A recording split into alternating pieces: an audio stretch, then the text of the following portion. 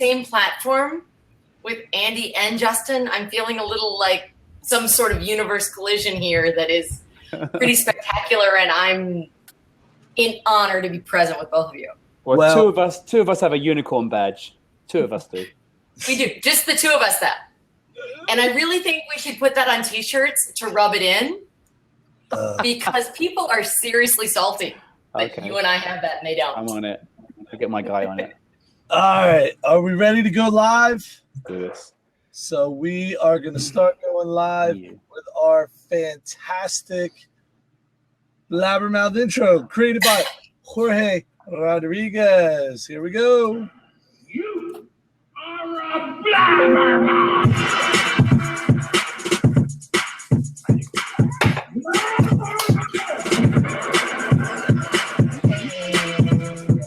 That's the air horn.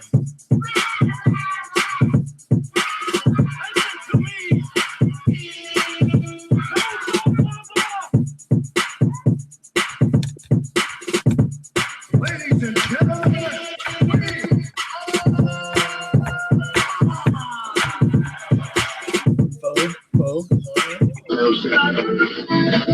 I do not say blah, blah, blah. Beautiful, beautiful. I love that by Jorge. So, people, we are all here today. We are gathered here today to speak about the road to becoming an ally.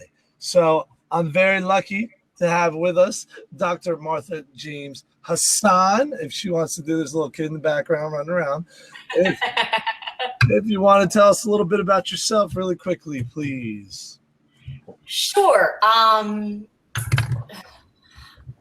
here with you two awesome human beings. What else does anybody need to know? I mean, that's it. But in case somebody wants to contact me or find me, and in case my employers are watching and care, I am an assistant professor at Morgan State University in Baltimore, Maryland.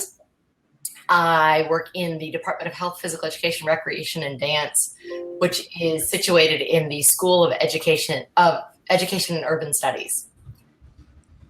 Fantastic. So can we say that you would be an expert in social justice? Is that something we could relatively say with truth behind it? You could say that I have dedicated the vast majority of my professional and personal life to becoming aware of the world around me. But as far as like badges of expertise, there's only one unicorn badge in the world. and that's us. But to say somebody is an expert in something like social justice is the exact problem with cultural competency. In that cultural competency has become a terminal degree to earn a certificate on your wall. And so being an advocate and ally for social justice is not something that one earns or is. It's something that one is always becoming. All right, so we are 2 minutes into the Blabbermouth official thing, and I've already messed up. Thank you very much, Doctor. Hey, you know what? That's what the imperfect part is about ally. And you haven't messed up. Absolutely, we are going to talk about that a ton. Real quick, tell us about who is this Andy Milne character? Andy, who are you? Well, I think people know me enough by now. So I tell you what, I've enjoyed talking about social justice this summer. I mean, you and I got together and did the Connected PE, and then that sparked me to do a little bit more reading. And then I've sort of listened in on Martha James Hassan's Phys Ed Summit, the PE Institute Voxcast that she did, and that had made me do more reading. And the more I read, the more I want to read. And these difficult conversations are becoming just a little bit easier. And that's what it's all about, right? I think each conversation takes you one step closer to having the next best conversation. And I'm hoping that that's what it is today. I'm tired. I've got this one behind me who should be asleep right now, but I still want to have this conversation because I know it can only make me a better educator and ultimately a better ally as well. And you're not in the Eastern time zone, right? So we don't have to critique your parenting. I'm in the middle, but yeah, this one should be asleep. Nice. All right, so this is a Blabbermouths 101, which means we want to start from the very beginning, pretend that people out there have no idea what an ally is, and then we want to walk them through kind of the awakening, if you may, and then how to start their journey, because obviously it is a journey, and if Martha Hassan has not completed her journey yet, none of us are ever going to get there. So let's first go back to the very beginning. I am a physical education, health, or general education teacher, and I hear people talking about an ally. What is an ally, Doc? Well, first off, an ally is someone, in my perspective, who is open to learning, who is open to sacrificing and putting some skin in a game that has potentially nothing to do implicitly directly with them. Yeah, I could go one step further and say that being engaged in this game is going to hurt them at some point in time, whether it's emotionally, whether it's going to be straining friendships, and we'll get to all that at some point in time. So yeah, it's a journey that's definitely going to have its bumps for there. Yeah, when I do cultural competency trainings, and this is going to sound horrific, but when I do cultural competency trainings and the first white woman cries because she's so sad and struck about what she's been doing her entire life, and it's always white women that cry first. White men get very angry first. I know that I'm making progress in the right direction, because it is much like sort of adventure education. When you create that cognitive dissonance, that's really, and you create those scenarios for students where they have this problem they have to master that's external to all of them. That's what allyhood is to me. And we teach it really explicitly in physical education. We teach it, we should be teaching explicitly in health education, but there's some curriculums that are so rigid that we can't do that, because we have to teach about the effects of marijuana and the effects of cocaine, because we all know that does absolutely nothing to change behaviors. But when we talk about being an ally and coming in, there has to be an emotional investment. And so when you get to that point that people are willing to be vulnerable enough to understand that they are human in their interactions, and that their interactions have had implications for others, then we're a step in the right direction. So. All right. So Andy, now that we heard what an ally is, let me ask you, why become an ally? You are obviously working in a very high performing school district. Your area that you're at is very, very white, right? What makes you want to be an ally? Why put this pressure on yourself when nobody's putting it on for you? I think if you think about the reasons why we become educators in the first place, we become educators because we care about all of the kids put in front of us, and we want them all to have the best chance in life. And we know that that's not the case for some of our students, because obviously there is inequity. So it's important that we look out for those individuals and speak up. I'm fortunate in a position that I have power, right? I have privilege, being white and English, and as Martha will say, landed, and and moneyed, and and all of those privileges that I have. Cisgendered. Yeah, right. So we are gonna get to that. We are gonna talk about every privilege we can name. I want to see how many we come up with. But you don't need to. You just have to acknowledge your privilege, right? And then once you acknowledge that, then you realize that you are in a position to maybe give a voice to those that don't have a voice. I like to have those conversations at school. Like you said, although the school I'm at is, on the whole, fairly white and fairly wealthy and fairly privileged, we want to have those conversations now, because I don't want the first conversation my kids have is when they go on to college and they maybe have a roommate that doesn't look like them, or doesn't behave like them, or, doesn't have the same views as them. I don't want that to be the first time they have that difficult conversation. I want them to have the difficult conversations now, so that when they move on, through high school and beyond, those conversations are easier and more fruitful. And if our job as educators is to prepare our children for the future, right? That's kind of what we've agreed to, not just for jobs, but actually in society. When they leave their little bubble, there's people that are all different kinds out in the world. And if we are not doing this, you're right. They're going to go to college. They're going to get a job somewhere. They're going to move somewhere. They're going to go wherever. And they are going to be shocked. And they're not going to know how to deal with it. And they're going to continue to perpetuate the problems in the world that we're seeing rise now with, Mr. Trump as a presidential candidate.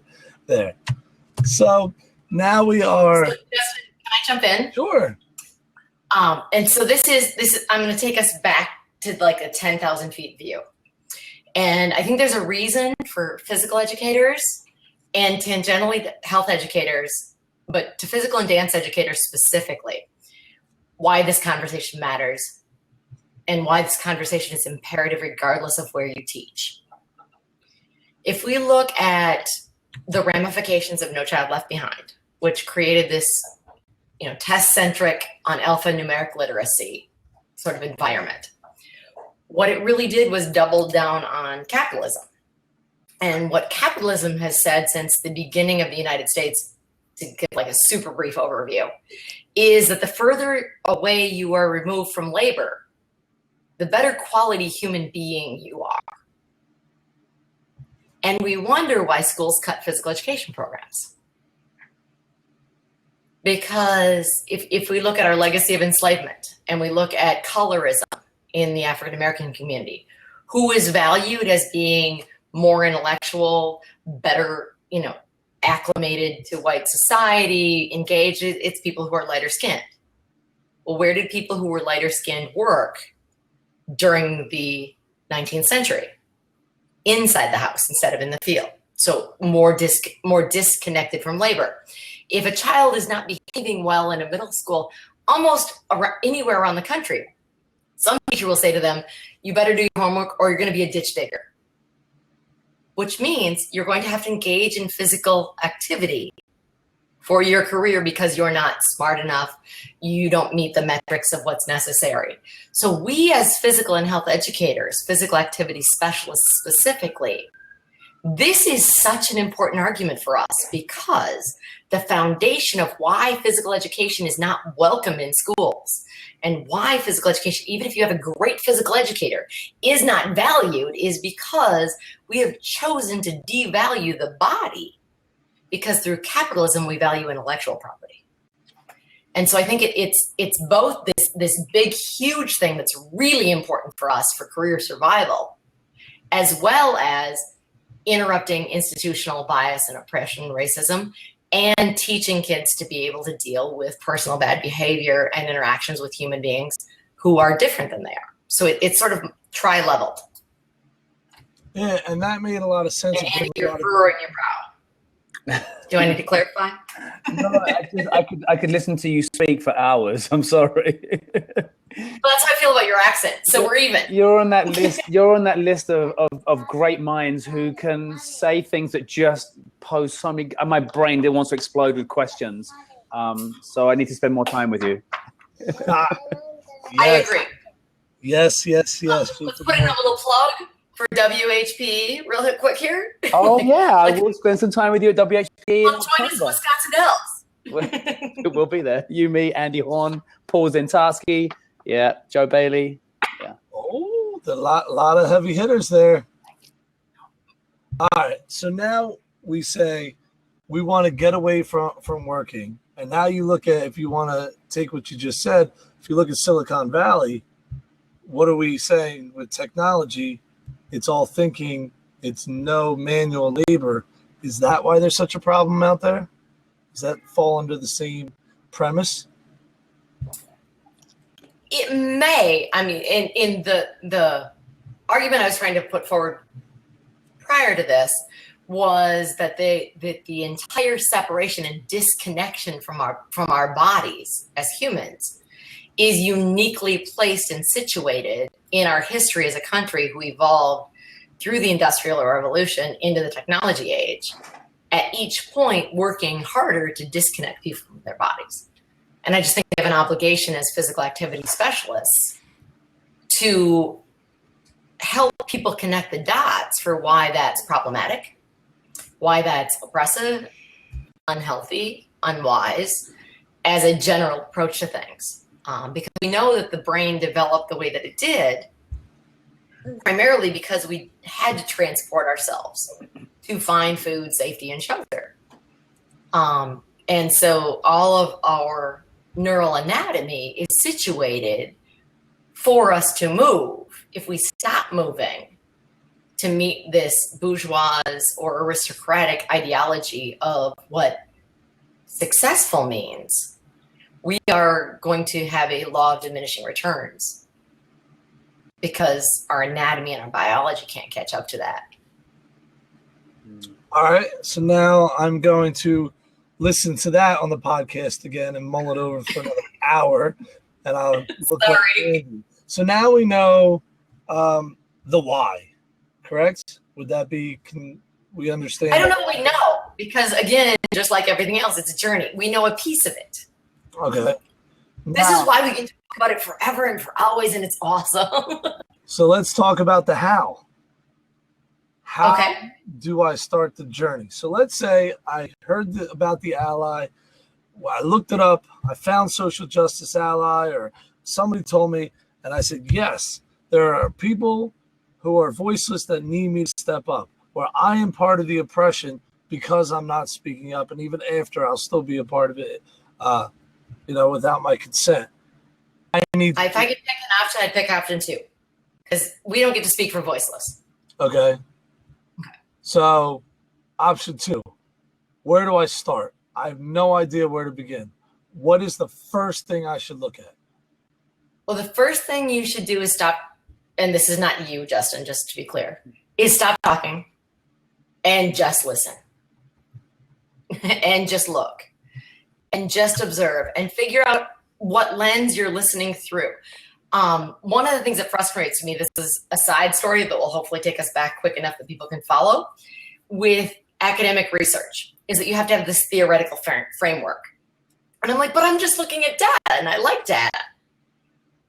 But when it comes to cultural fluency and working with society, you have to have a theoretical framework, and your theoretical framework is your primary identity. So what you start with is figuring out who you are. What things about the world around you support you and marginalize others, or oppress you and supreme others. And by looking at those intersections and looking at how you are both privileged and oppressed as you navigate the waters of the world, is the first place to start. So it's all about introspection, which is why when I came up with the theoretical framework of cultural fluency, it was really important to me. Because if you look at language acquisition, students who are second language learners are much more proficient in English acquisition if they are first fluent in their primary language. The exact same thing happens with culture. It's much harder for people to engage in cultural discourse if they are not first fluent in their own primary identities. So I need to know who I am as female, as white, as landed, as cisgendered, as now East Coaster, which is different than my Midwest identity, as a member of the United States. So I've got some nationalism pieces that go on. I can't discount my redheadedness, and it's a silly, trivial piece. But when you look back and you look at the history of who redheads were and how they were persecuted through history, it does impact how I engage with the world. As a grown woman, it's great. As a kid, it was from hell. And in this sort of spectacle way. So it certainly doesn't privilege me over other people, but it's something I need to know because every engagement that I encounter, the one thing that's constant is me. And so if you don't know you first, it's really, really hard to learn a second language or a second culture. So do I have to identify my privilege when I'm looking? Is that what I'm looking for when I'm trying to find myself? What separates me or what gives me a natural advantage, or it's not natural, but an unearned advantage? A socially constructed advantage? Yeah. I think it is important for us to know those dynamics. I don't think it's important to lull in them and flounder around in, well, I'm a white male, so therefore I must, because my biggest question when I first embarked on this journey was, all right, I get it. I've got white privilege. Now what do I do with it? Like, what am I supposed to do? Say, I'm going to give back my college degree? I'm going to give back my house? No, I'm not going to do those things. And no one is. But it's important to have your own identity, A, so you don't co-opt somebody else's culture, because that's not congruent or helpful. And B, so when you enter situations where you are less privileged, you understand the sort of situational impact other people have had. And when you enter, you also understand the situational power that you carry with you.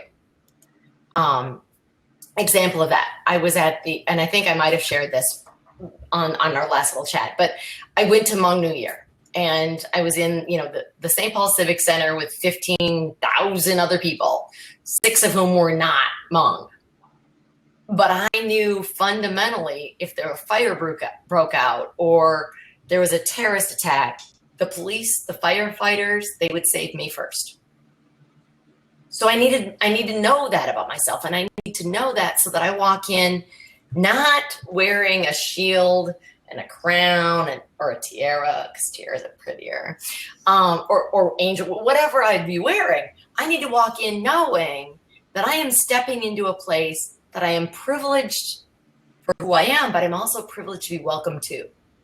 So I need to sit down, shush up, watch, listen, think, and be a part of a community rather than trying to be a leader in that community.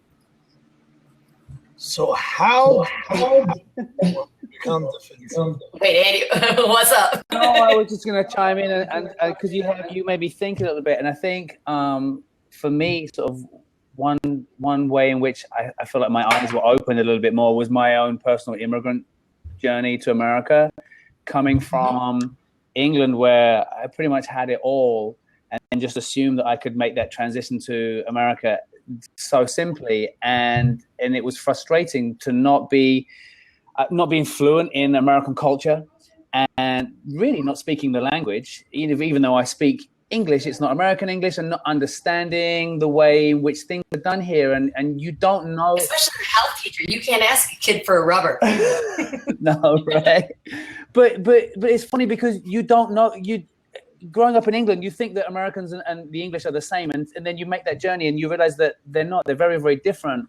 So for me to come over and really have to start all over again and learn to acclimate to a new culture, and obviously I came with all of the privilege of, as we've mentioned before, but I'm more understanding now of why people might choose to move to the States not using the correct channels, because I did it the most legal way possible. That was very expensive.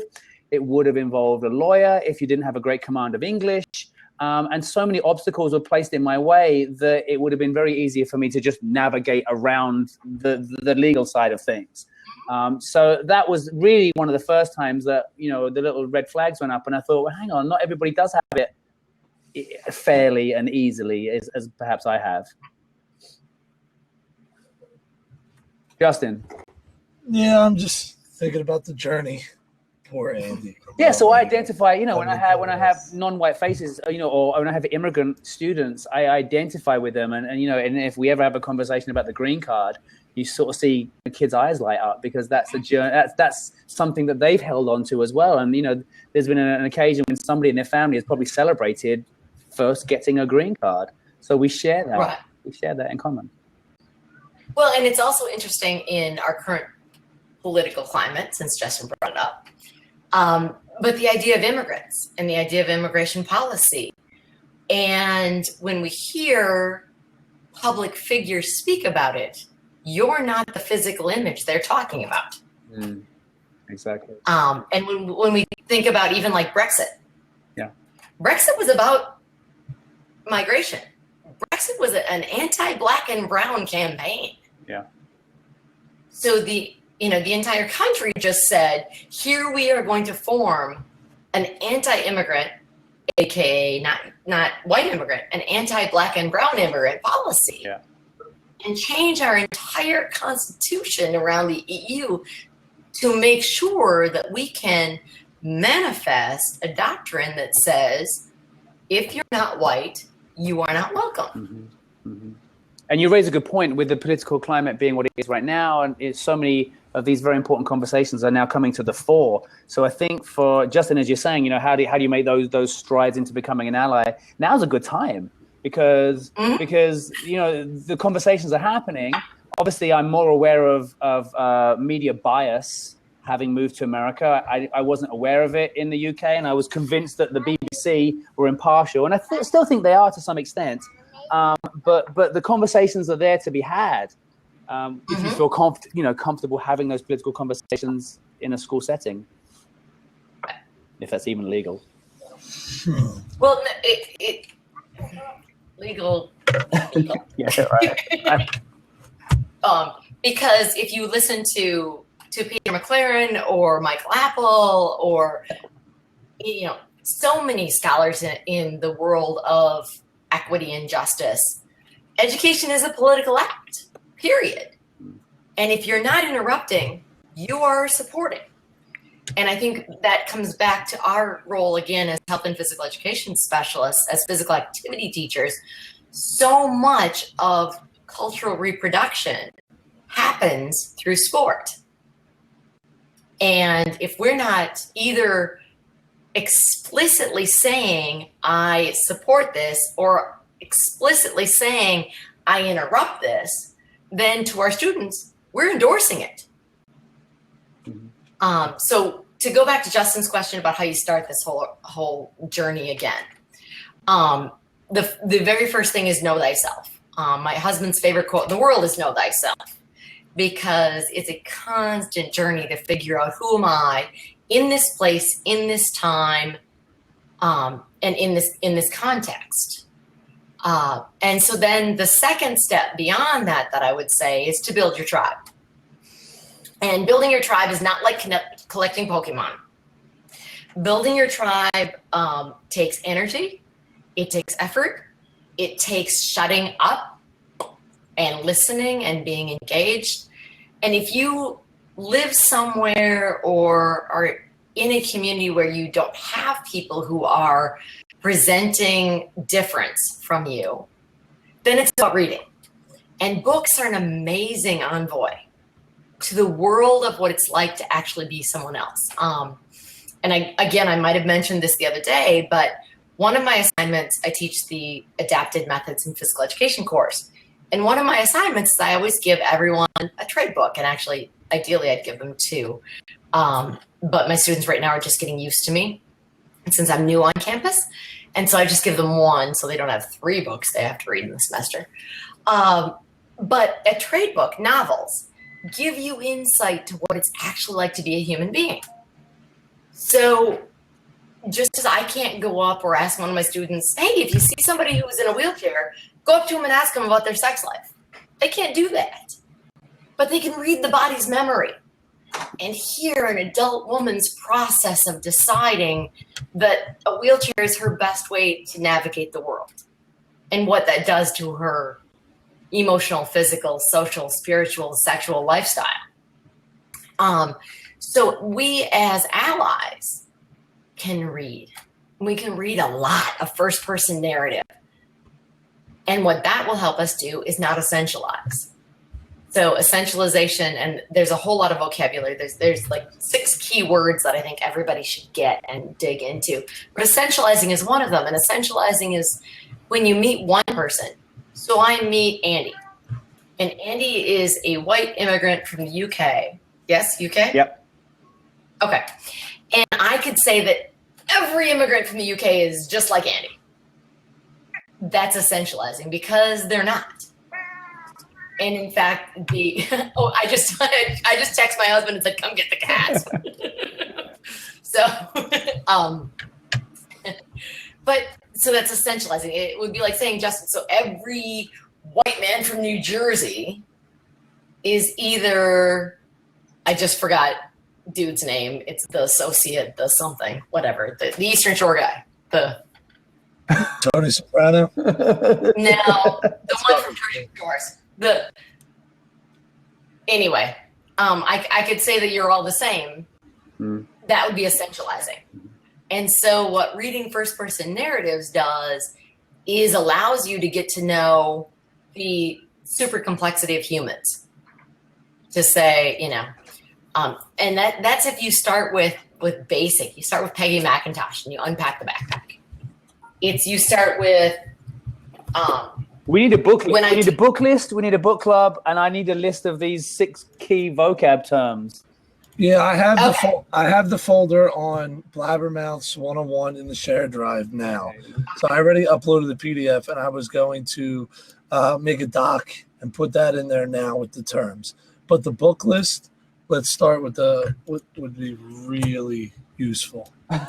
So Peggy McIntosh's Unpacking the Backpack, the Invisible Backpack, is it's a short read, it's an article. I have my teachers in my behavior management class read We Can't Teach What We Don't Know by Gary Howard.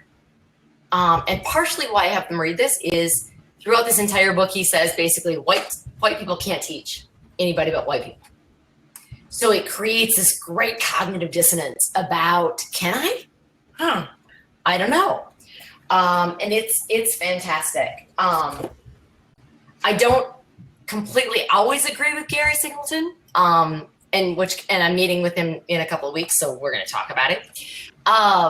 Because his Courageous Conversations book, my concern with it is it's sort of lumped in with cultural competency in education right now, and he's great intention of pushing people to have courageous conversations about race and privilege, but in situations where we're not necessarily having courageous conversations about job performance. And it's really hard, I think, to get into the nuts and bolts of it from an administrative standpoint in schools, if you're not willing to talk about, hey, you know that game you just taught? You didn't actually really teach, and there wasn't actually any really learning going on. You're a nice person. However, there wasn't physical activity. There wasn't standards-based learning. There wasn't any sort of self-actualization about it. Until we're willing to have those courageous conversations about race, culture, class, and privilege are much more challenging. This one, it's called Start Where You Are, But Don't Stay There. Understanding Diversity, Opportunity Gaps, and Teaching in Today's Classrooms. A great reference. The one that I'm reading right now, The Education for Insurgency, is fantastic. And once you get past sort of the first level of here's how to kind of do it in classrooms, then I will challenge people to go deeper into the theoretical framework, the understanding, the what's going on behind all of this. And that's where you get to the pieces that say things like physical education is marginalized because it's part of this capitalist narrative that says the body should be separated from the mind. It's where we start to get into the ideas of social constructionism, which is the second big word that I think people should understand in vocabulary. All right, before we get to social constructionism, Sure. first, Andy, you know Peggy McIntosh because she was on Code Switch. That's one of the ladies she talked about. She was one of the first people to talk. She's the greatest little old white lady ever. Yes, that's who was on Code Switch. Fun. So that's why the name might ring a bell. And they interviewed her, and she's the one who came up when she's talking about unpacking the backpack about every privilege, all the privileges out there when she was identifying them. And then she was the one who talked about how she was really upset when she figured out that she was one of the oppressors because she was so nice about working with black ladies. Like, oh, it's fine. I can work with them. That was that. Yeah. So that's it. You know, it all comes around. And anytime I can give a shout out for Code Switch as a podcast, it is phenomenal. I mean, it's pushed out by the people from NPR. It continues to find its voice. They've got a survey out right now, npr.org/code switch. They want to find out who's listening to it. I always have one or two really good takeaways. There was a really good one about non-white people using outdoor recreation spaces, and it was all about this land is not my land, and if I don't feel like I'm part of the land, then why would I even go out into the countries? Like it was deep, and it was like I could see where they were coming from, or I was starting to see things through their lens, I can't say there, through these individuals' lenses, and understand why they didn't feel comfortable in certain places, despite the opportunity being there and the invitation for everyone to come along. It's open for everybody. Come on down. not everybody feels welcome, and not everyone feels like that opportunity really exists. That's deep. Right. And it's not just about whether they feel it or not. And there's 2 points to what you just said. One being you caught yourself on a trigger word there. So as an ally, anytime you say the word there, them, those, you need to go, wait a second. Did I just essentialize an entire group of people? And now my cat busted back in and she's with us here. Sorry. They do that, cats. So that my first piece, but then the second piece, which I completely lost because the cat showed up. So sorry. White was just talking about this. It's not enough to just open up and say, you're welcome. Come in, everybody's welcome. Now, what are you doing to make people feel welcome after you open the doors? What are you doing to include them in? And that's what you were talking about with the national parks. They noticed, hey, there's a problem. There's only white people coming. So what are we going to do? How are we going to reach out? What are we doing? So that was pretty cool about that. So that was my second point. Yes. Do you mind? Is that okay? Sure. Oh, I mean, I don't want to run us out of time and talk too much, but so that second piece goes to how it's deeper than just if you build it, they will come. Because if you build it, they will come was actually true, then every kid in Maryland would know how to swim because we live by the ocean. We've got all these lakes and bodies of water, but we don't teach swimming in schools because it's not valued. And it comes down to the metaphor that I use of, and it goes back to who can have the privilege to engage in physical activity, because physical activity is leisure time. Leisure time is reserved for those who have attained. So at Morgan State University, I work in a department where I'm there's one other white female. Otherwise, everyone is African-American that works in our entire department. And 3 of them are African. And if I ride my bike to work, people see me along the way. They assume I'm physically active. I'm worried about my health. I'm trying to save money on commuting. If any one of my colleagues rides their bike to work, the perception of the people driving by in the cars is they don't have enough money to have a car. So when we talk about promoting physical activity, we have huge socio-cultural pieces to overcome to get people interested in engaging. And we know physical activity is not easy. So it's much easier to plug in, to click down, to sit and watch. And our entire society is organized around promoting that over physical education. I shouldn't say our entire. There's a small section of us. Let's be active, healthy schools, healthier generation, those of us in health and wellness. But the driving narrative is, if you are Black or brown, don't you dare ride a bike if you have the privilege not to. Never even thought of that. So it is Morgan State is an HBCU. I just looked that up, which seems to be a perfect match for you. So we left off with social constructivism. Things that are socially constructed. All right. What is it? So I can write it down. All right, Andy, you want to jump in? No, not at all. No, I'm just going to sit back and listen. I wish I'd brought a pen down to my desk. I should be making. You mean one of these and some paper? Yeah. I know. No, dummy. My husband was laughing at me because I was taking notes on an envelope. Nice. Yeah, mine's a health bill. So social construction is the things that don't exist except the fact that we've made them exist. Yeah. So I can give you this gesture, and you know what I mean, right? Yeah. I give you this gesture, and you know what I mean as well, right? That's socially constructed. My hand does all these things. It has all this range of motion. It has all this strength, all this power. But this is socially constructed to mean something. So is this. So the same thing happens in things that are not organic, but we make meaning around them. And as human beings, part of the reason that our frontal lobes are so big and so awesome is to make meaning.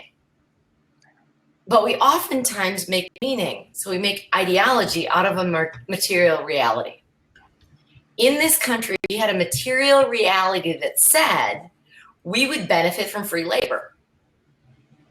So we created this ideology around it that said Black people are not human, so therefore we should be able to enslave them to work without compensation. So we created a socially constructed ideology to meet a material reality. And there's lots of things that have been socially constructed since then. The biggest one that I think impacts us as health and physical educators is that the body is socially constructed. When I look at my body in the mirror in the morning, I get out of the shower, I do not see it through a lens of godliness and perfection. I see it through oh, I gotta fix that, and I gotta pluck those, and oh my Lord, I gotta, do some more sit-ups and get my core intact. I don't see my body through me. I see my body through everyone else.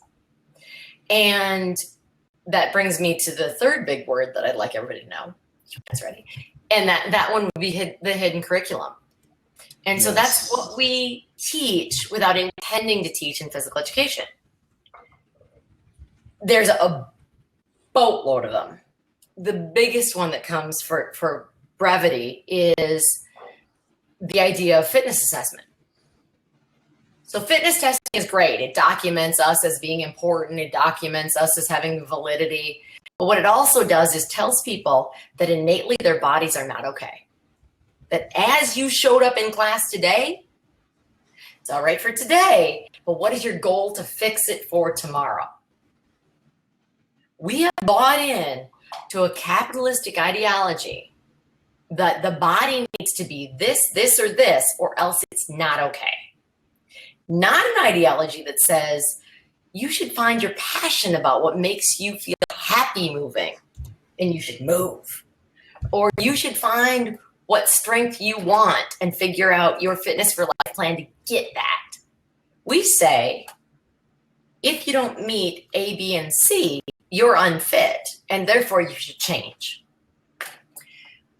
So just on a fundamental level, that's one of the pieces that we do as health and physical educators to reinforce an ideology of perception of the social construction of the body. Andy, you're furrowing again. Do I need to go back? No, because gosh. No, because now you've got me thinking again. And then it comes back to your point about, I think Justin and I both look at you and think, oh my goodness, if we only could be as woke as Martha James Hassan. And right, yeah, right. And yet you're raising all these things that we should be looking out for in and around us that we had never even thought about. So that's why it's fluency, not competency. Right. That's why it is something you never attain. Yeah. I have so much to learn. Mm-hmm. I can fit what I know in a thimble. Right. I can't imagine what I don't know. So. All right. So let's step back just a little bit.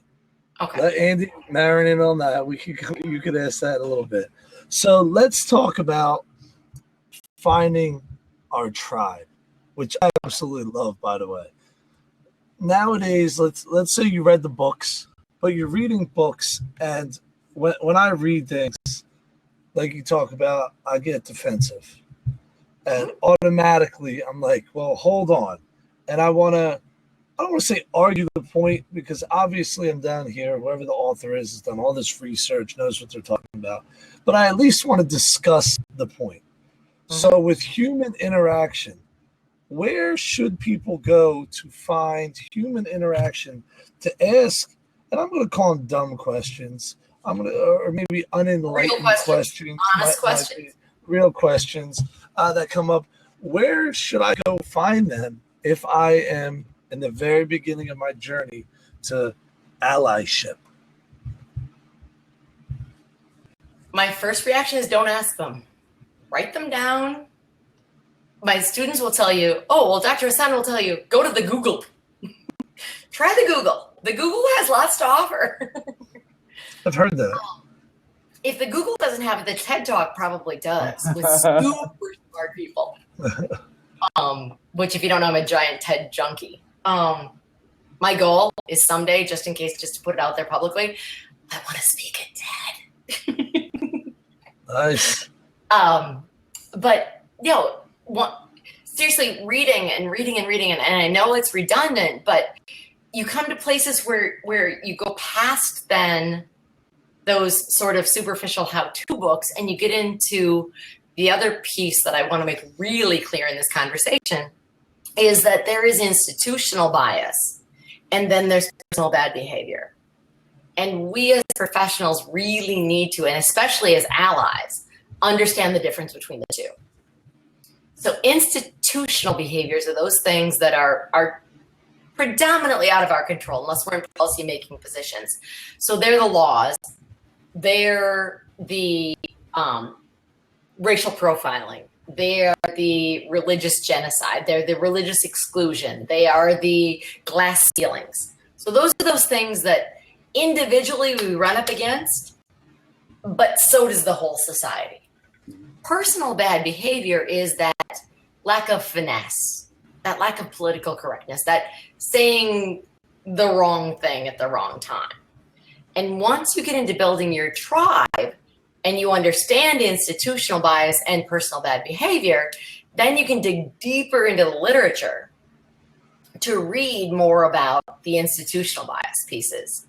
When you understand that, then all of a sudden you start realizing, wait a second, there's this thing going on in my neighborhood, or there's this church across the street I've never visited, or there's the woman down the street, I don't know her story. And you start asking more informed questions. As for specific places to start on that journey to building your tribe, you have right now at your disposal, most of us who are engaged in this conversation in this format tonight, have 150 to 1,000 students at our disposal. They are our tribe. Their parents and families are our people because we're serving those kids. So getting to know the people you are serving as a leader, servant, as a teacher. Are you at Title I Family Nights? One of with the ESSA reauthorization, Title IV funds are now available for everyone. But what people didn't really realize was Title I funds were available for us as health and physical educators before too, if we connected with the Title I people to say, oh, you're having a Title I parent night, you have to have 3 a year. How about we make a physical activity focused section of this Title I parent night? Now you've got kids coming, you've got parents coming, you've got grandparents coming, and you start to engage with the community in which you're embedded. And they trust you because they're a teacher. You trust them because you know them and they're your kids. So engage in real dialogue with them about what's it like at home. How do you feel about speaking one language at home and another language at school? What conflicts for you? How can I, as your facilitator in this educational experience, make your academic experience stronger by allowing you to bring your personal cultural experience to school? So there's lots of places and lots of entry points, but I think the best place to find your entry point is where you live and work. It's with your kids. And if you live in a completely homogenized school system, and I do mean homogenized, like white, like milk, that then it's about finding religion and class and gender spectrum and introvert, extrovert, Myers-Briggs kind of diversity. And it's all there. And by being willing to jump in, dig in, and engage with students and parents and families is how you start your tribe, getting bigger and bigger and bigger. It's funny because I think as teachers, we feel much more confident talking to with special educational needs. And we would feel really bad if we ignored those kids that had special educational needs. And yet having a similar conversation about a kid, about their other, their differences, can be very awkward, and it shouldn't be. Perhaps maybe that should be our focus. Those conversations should be as easy. And what can I do to make your learning experience better? What can I do to make your learning experience better? Exactly. Yeah. That's why I've always said, as somebody who teaches teachers how to teach, a great APE teacher, adapted physical education teacher, is going to be great for any group of students they teach. But a great PE teacher may not be able to translate. And that's because of the cultural fluency conversations, dynamics, and individualization training that APE teachers have. So I think every PE teacher should be certified and credentialed in APE. Because I just think the process of looking at a class of 60, 30, 20 students and saying, I don't have a class, I have 20 human beings. It is a philosophical lens that would help us be better teachers. Yeah, I found that as well. It's funny with special education teachers. Like you talk about, you see all these Twitter education chats, and you should know your kids and all the relationships. I worked at a special needs school. If there was a kid who liked elephants, everything was elephants. We were adding elephants. We were reading about elephants. We were eating like an elephant. They were pushing the elephants so hard that was just for one kid. Then another kid, well, they like trucks. So we dinosaurs. Everybody likes dinosaurs. I mean, everything. And it's funny how special education, I feel like, is ahead of the game in a lot of areas there when you talk about that. But I will also argue that physical education is ahead of the game. Oh, well, when you talk about the whole body. Appropriately. Talking about the whole body and social interaction and bringing these conversations up in class. This emphasis on trauma-informed and trauma-reflective care that's going on right now, and bringing in external services to provide trauma-informed care. I'm sorry, that's health and PE.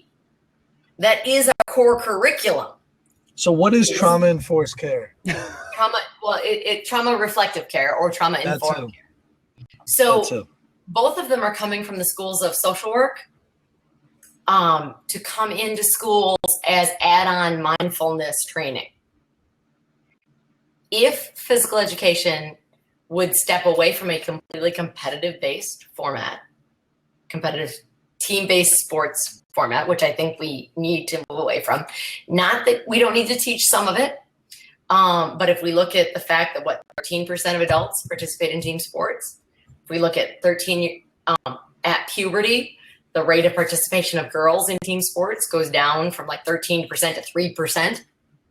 If we look at that as stats and take it as real data and say, wait a second, how do we actually prepare people for lifelong wellness? It might not be by teaching soccer every year and basketball every year. It might be by teaching, how do you go for a run and have a conversation? How do you make time in your schedule? If we look at health education as a triangle, spiritual, social, emotional, physical health, versus saying, here are the impacts of tobacco on your lungs. Well, that could be a 5-minute conversation. But the bigger conversation is the impact on you, your family, your community of health. If we could move towards that, we could move the lens on racial and social justice. And I know that it might seem like it's here and here and here and here, but in health and physical education, I think we have the bow to tie it all up. And we don't need to bring external consultants to do trauma-informed care. We can do TPSR. We can have the conversations about processing an event if it's in a sport ed model. We can use health education and leverage that for real decision-making and impacts on community and individuals versus getting caught up in the fundamental fact regurgitation that every kid has on their phone. Yeah, absolutely. I agree. And even our standards have that in there. But the hardest part is, how do you assess? And it's very, very difficult when you talk about the assessments. You can have them talk about their journey. You can have them blog. You can have them write. You can talk about their feelings, but it's very hard to grade somebody on that. And we look at what we're expected to do. And I'm not giving excuses. This is not me saying, oh, no, this is why we shouldn't do it. I'm just saying as a profession, we're all about Well, we have to have the stats. We have to have the data. Everything's Right, data. because data, those data. are socially constructed as well. Exactly. We've decided you need A's in this country. You don't actually need an A. There is nothing saying you need an A, except for the fact that we decided you needed one. Well, and the fact that colleges look at it and we think that college is the way. Colleges are reevaluating this as well, and looking at portfolio assessments, looking at the research out of the University of Michigan Law School about affirmative action and the fact that students performed as well, if not better, than their low scoring or their high scoring LSAT colleagues. It's kind of redundant or ridiculous, and why are we doing it? Yeah, and I never heard any research saying that if you scored this, you have a better life expectancy or that your quality of life is better or any of it. And you would think there would be data out there somewhere with all the studies that are there. And Not only because it doesn't exist, there is no correlation. Yeah, The well, only people that love high stakes testing are high stakes Here's some- testers that make here's some- $1 billion a year. I made that up. No, they On- do. All right. So for me, what I liked is, and I have read up, and if I may put a little plug out there for you, your book, Social Justice and Physical Education, fantastic. About your book, I mean, one of 30,000 One chapter. Let me authors. grab another book really quick to show you another chapter. Well, Yeah, this book Andy and I read, and there's just so many. Every chapter is about a different way you could be an ally to a different group of people, and it was fantastic. Definitely was a great jump off for me. A little expensive. I think what was it going 75 or something like that. That's the problem with small books. is- I worked an angle. I got that free copy. That desk copy. I think my copy expires in a couple of months, so I need to just get through those last couple of chapters. But you're right. I mean, very thought provoking, and yeah, a great point in which to start. I like how every chapter took a completely different angle. It was cool. So if I can put in a plug, Please do. in Boston at Shape America on Tuesday afternoon, you will see all three of us, as well as we're going to kick it off with a panel of all three of us. We're going to kick it off with a panel of authors that contributed to that book. Oh, cool. And I've invited all of them, and I have about several, we'll see, who will be there, who are going to start the half-day event on Tuesday at 1:00-ish with a recap of our chapters, and then open it up for conversation for about 10 minutes, and then each author is going to go to a separate table and talk with individual participants about what are your questions about my specific angle, my specific chapter. Then we're going to have presenters who are going to do 30 to 50-minute sessions. Justin and Andy will be two of the presenters at that time, along with some higher ed faculty who are going to present on disability, on gender fluidity, and issues around ethnicity. And then we'll wrap the whole thing up with the panel coming back up to the front to address questions, comments, constituent interests throughout the entire thing. So we're going to meet from noon to 5, I believe, but that'll be set for sure on the Tuesday before convention starts in Boston. It's the Shape America Special Interest Group on Diversity and Inclusiveness. Also say go to the Exchange website and join us. We welcome everyone to be a part of our group. And it's building our tribe. The more voices we have, the more we can meet your needs and the more we can be sure that we are addressing all aspects of diversity. Other book, to put another plug. So this one, I also have a chapter in with the illustrious Dr. Samuel Hodge from The Ohio State University. It's African-American male students in pre-K-12 schools. It's part of a series that is edited by James Moore and Chance Lewis. Just an amazing series about how to address kids and work. I'm also not new in this work. We have a ton of physical education professionals. one, Frenna's, George Sage, Power and Ideology. So this is getting to some of that institutional oppression pieces. Other things, obviously, I'm a giant Freire fan. Freire for the classroom. So Freire wrote Pedagogy of the Oppressed. Another great book to try and read. Freire for the classroom.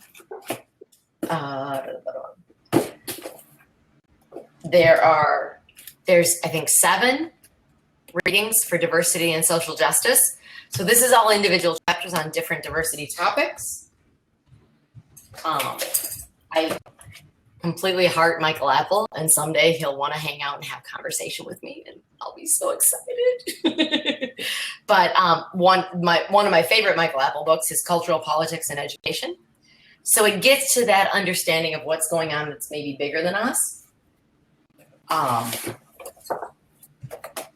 Gloria Ladson-Billings, Dreamkeepers. So teaching it's successful teachers of African-American children. So unlike Gary Howard, who says you can't teach Black kids if you're a white teacher, Ladson-Billings in this says this is what successful teachers of Black kids do regardless. 2 more really quick because I know we're going to have to go here soon. But anything Bell Hooks writes, I read. She's phenomenal. So Teaching to Transgress, Education for Insurgency, also by Jay Gillian. And then when you want to get really deep into the institutional piece of it, Michel Foucault, Discipline and Punish, The Birth of the Prison. When you want to understand Michelle Alexander's New Jim Crow and the school to prison pipeline, go back and read this one. This one talks about the architectural design of prisons, and if you look at schools, they're not that different. So there's lots of ways and levels to engage with this. And Justin, you're going to cut us off, yes? So No, I have all night. I'll be up till 2 in the morning. So I was like, let me get this out quick. No, I have till 2 in the morning. I don't know. This is gold right here. Andy, he doesn't care either, I don't think. So, But your kid needs to sleep in. I know. I need to take this one to sleep in a minute. nice. Yeah, my family is all in bed. So for me, this is a perfect time. I'm not worried about My that. kids are in college, so they won't be in bed till sometime Thursday. All right. So we talked about finding our tribe. You gave us fantastic resources, the books to read, which we will. I have 2 of them down on the list. We'll get some more. Then you said to write your questions down and Google it and see what comes up, which is fantastic. I love that. And Like for looking at me, porn. You do it at home by yourself. Then if people laugh at you, oh, well, they laughed at you. yeah, and nobody knows who you are. Now, the other thing is, I do enjoy Twitter for lurking, only to lurk, just to see what people are talking about, to read the threads. There are some fantastic people doing social justice things out there in the world. Again, I would not recommend saying a word. I mean, you could like or favorite things if you want. I wouldn't even tell you to do that. Just read what they're doing. And I think that has helped me a lot figure out what's going on. And you also see some of the anger that's out there as well of this. These people are oppressed, and you can understand from their readings why they are. Like when I'm going, hey, if this was happening to me, I'd be pretty damn angry too. So I definitely think that Twitter is a great way to find it. I know Educolor has a hashtag. I know tolerance.org is a good place to go And to. tolerance.org does a lot of resources to teachers. So they have a ton of videos. Their video on bullying is spectacular. Their history profiles, so things like their profile of Rosa Parks, their understanding of Islam. Like there's some great, really accessible resources they have. Yeah, so I like tolerance.org, even though I know some people are not a big fan of the term tolerance anymore. I don't think they are anymore, but they you got to dance with the one that brung you, kind of thing. Absolutely, and like you said, I've been to their site a lot, and they have some really really good stuff on there. All right, so now on the journey, I figured out who I am, figured out what an ally is, read up on my stuff, looked around, found a tribe who I could kind of get with and do different things. Where's my next step? Once I found that tribe, I kind of have the language down a little bit. I can have a conversation without looking too much like an idiot. What do I do from there? What's the next step in being an ally? Well, part of cultural fluency is recognizing the fact that just because you are an ally and you have found one tribe does not mean you can translate that information to another group. So it's about that code switching, and it is about understanding the context in which you're in, and then push yourself to be in new context. So, the fact that maybe I went to a Baptist church and I hung out on Sunday and I raised and I'm there, doesn't mean I can go to a synagogue or a temple or a mosque and expect the same things to happen. So it's about continually seeking out new spaces and understanding that what you knew from the primary space might inform that new location, but doesn't dictate it.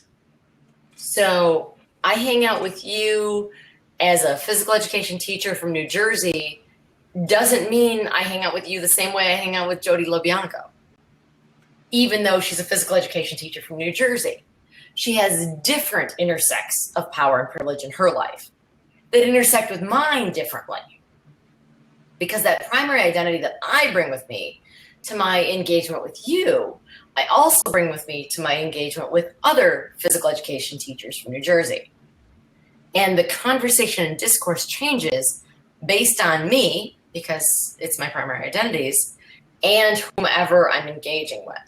So you build your tribe, you build these people, and then it's like, okay, but who are the other people? Who do I not know? How do I reconnect with more people? And then how do I actualize this in what and how I teach? So that's the hashtag I've been trying to promote is what and how, because it matters both what we teach and how we teach it in sort of the next phase of life in this conversation. And that comes from the vocabulary word, going beyond the hidden curriculum. And if what's the hashtag? What and how. So what, and then the actual word and ampersand. Okay. How. Because as educators, what and how matters. So if we think about it from a physical education standpoint, what we teach. So if we teach, we start our year with a little adventure activity to build community. And then we do some fitness testing. And then we do 3 to 6 weeks of football. And then we do 3 to 6 weeks of American football. And then we do 3 to 6 weeks of volleyball. And then we do 3 to 6. If we do that, that tells our students we value team sports. It tells our students we value not you as an individual, but you as a member of something larger, which is a great lesson. However, how do they develop agency in that? How do they develop self-actualization around their body when we've told them the second unit was a fitness testing unit, that their body in and of itself is not okay? So what we teach matters. If, let's say we only touch synchronized swimming. I'm a synchronized swimmer. I love synchronized swimming. That's all I'm going to teach. What does that tell people about their ability to engage in physical activity outside of the water? Outside of a creative expression? Outside of the physical prowess that it takes to hold your body up on the surface? It tells them that those things don't matter. So if all we teach is competition and all we teach is team sports, then that is what we're teaching students is what matters. So that's one part. So tell me, all right, so you're going to get to the how. Let's hear the how. So the how part is when, and I mentioned this before, like we're teaching diamond games. How are we teaching? Are we teaching diamond games in the fact that they are, apple pie and baseball is Americana? That's great. But then are we talking about who are the Japanese players? Who are the Puerto Rican players, the Colombian players, the Dominican players, the Cuban players? When we had mass immigration of people playing baseball from, say, Cuba in the late 60s, early 70s, what was going on in Cuba economically, politically, that caused people to want to leave? If we're teaching diamond games and we're not talking about what's going on currently in the Dominican Republic with the baseball schools that are really commodifying bodies for exploitation in sport, are we really teaching the full picture? Or by not talking about any of those things and just teaching baseball or softball or kickball, heaven forbid, but anyway, are we simply just reinforcing, which comes to the vocabulary word of hegemony or hegemony. What we do, so in the hashtag what and how, the how we do things and the what we do things reinforce narratives. If we introduce competition before skill development, which everybody in the audience just went, I wouldn't do that.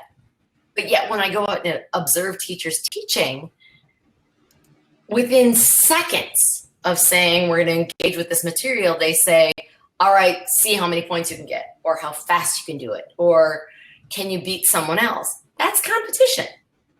As soon as we introduce competition, we've changed the educational narrative, but we've also changed the socio-political cultural narrative and said competition matters and you need to be fit. It's survival of the fittest has become not just a Darwinian phrase, but has become a phrase in the United States of, if you're not the fittest, you better have some straps on your boots to pull yourself up.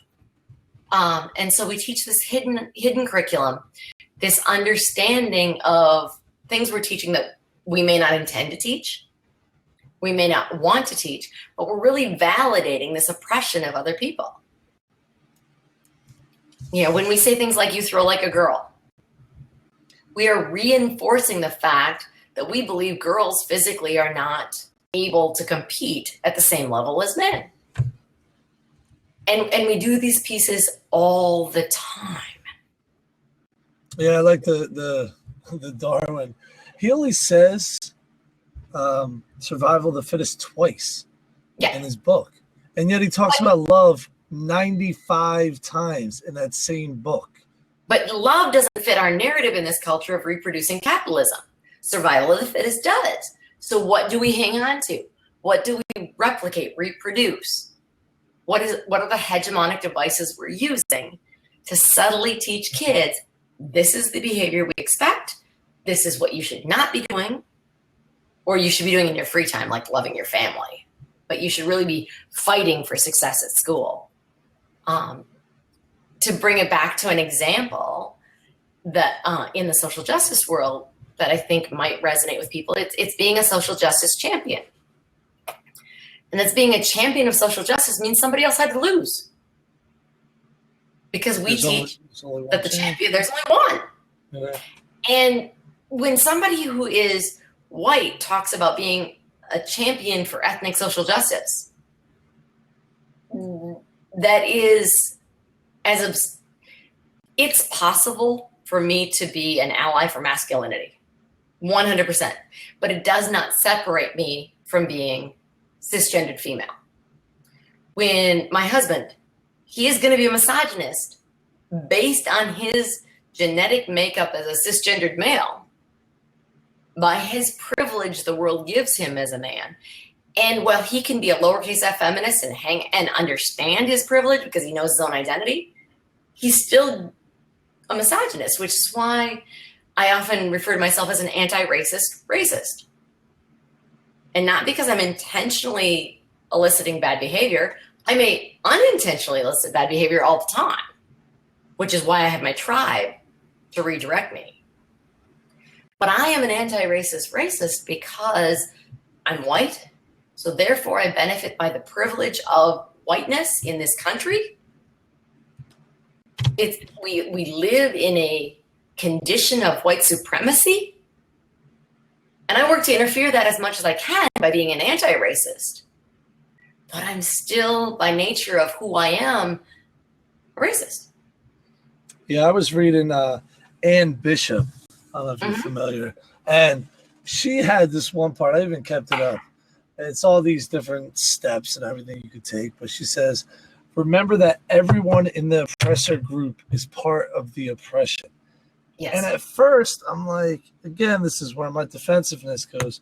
Well, if I'm not doing anything to oppress someone, how am I part of the oppression?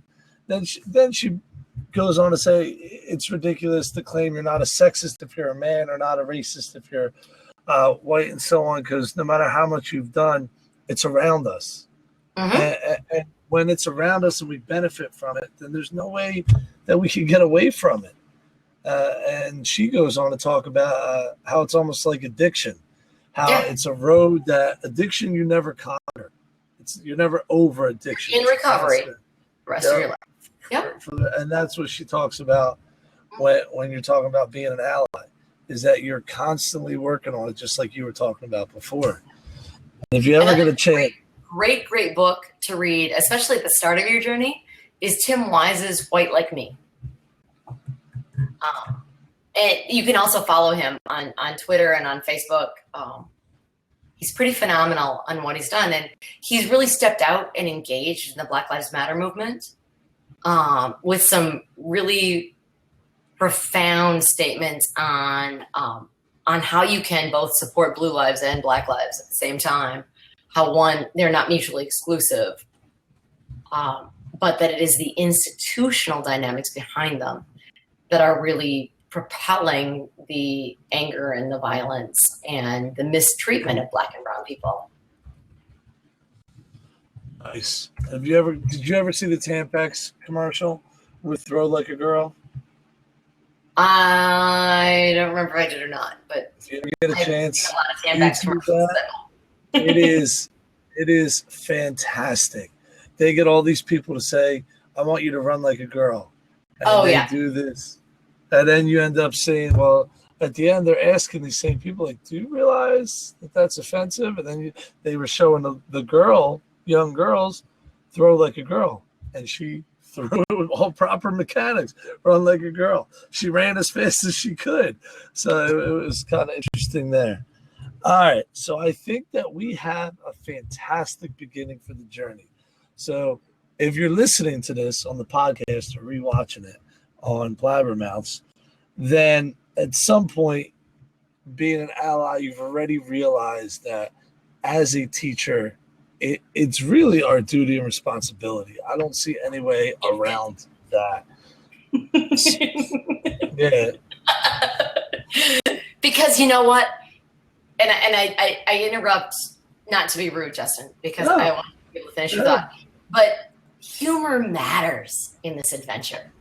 Being able to laugh at yourself, being able to laugh with your tribe, is far more both satisfying as laughter than laughing at someone else, but also buffs the edges a little bit.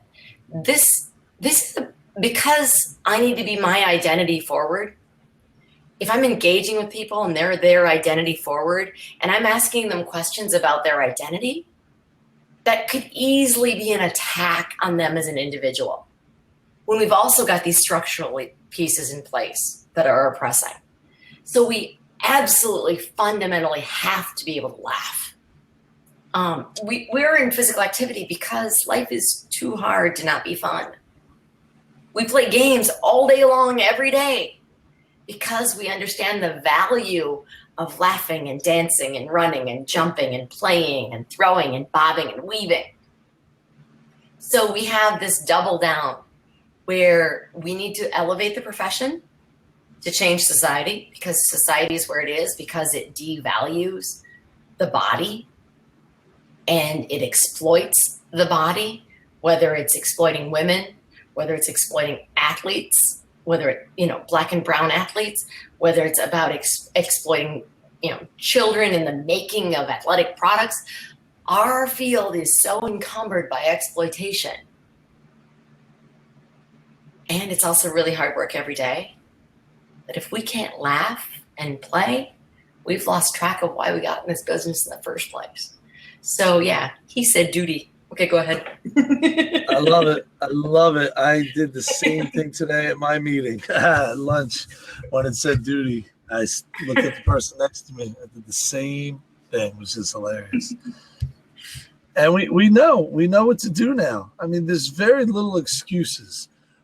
If you're at Shape America, you need to come check out a session. I mean, if you're on Twitter and you follow me, you can't go. I don't go a day without tweeting or retweeting somebody about these issues. This is almost all I retweet about. Yeah, and hopefully we get it. People get it. They see it and they go, okay, I understand. We look out there now. We see the issues. We see the problems. We know that there's a problem, and we know that education is a solution if we choose it. Right now it's not, but it can be. And as long as we're aware of that and we're doing things, I think we can make a huge difference in this area. And if we ignore it, then by ignoring it, we are complicit. We allow that hidden curriculum to go, and that's with race, with gender, with sexuality. I mean, it's everything.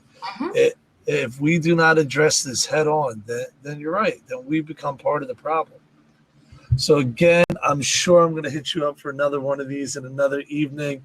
Andy Milne and I, like you said, we can just listen to you all night. I was so honored to be on the same screen with the two of you. That I was just like, get out of here. We are beginners in the journey of life, and thank God we have people who are just fantastic that are willing to give their time. And like I say, still on the journey. It's an incomplete journey. You know, it's kind of like happiness. You never actually attain it. You just seek it. And you hope that when you get some awareness of something new, you can hold on to it. And say less stupid shit. Yeah, exactly. And that's all we can aim for. Less stupid. Less stupid. Less stupid shit. Well, thank you very much, Doc. And I will be seeing you at Shape America and talking to you before that. Thank you very much. Thanks, Justin.